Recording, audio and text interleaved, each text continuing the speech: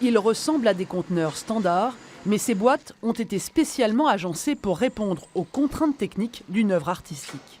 On connaît les caractéristiques du conteneur de base, et là-dessus, avec le bureau d'études, on travaille avec les éléments finis, en fait, avec des modélisations, et avec les contraintes du bâtiment, notamment 150 km/h de vent, ça doit résister. L'arche, c'est cette double voûte imaginée par l'artiste Vincent Ganivet, un empilement audacieux de 36 conteneurs, poids total 232 tonnes qu'il va falloir faire tenir en l'air, un savant jeu de calcul mathématique. On a bossé sur un mixte, en fait, avec du lestage béton, du renforcement de structure dans les conteneurs et des pièces de jonction pour former l'arche.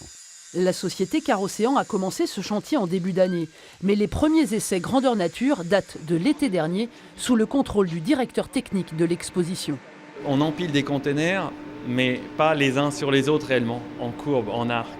Et ça, c'est pas prévu pour au départ. Donc imaginer ces pièces techniques de renfort à l'intérieur, ça a été une collaboration dès le départ avec la société Carocéan.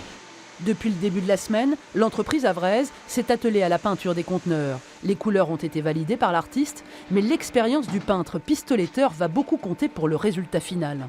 Il y a certaines couleurs comme le rouge, le jaune, le rose ou le orange qui doivent être, on doit passer une couche supplémentaire car ce sont des couleurs qui sont vraiment très claires et on voit à travers parfois quand il n'y a pas assez d'épaisseur de peinture.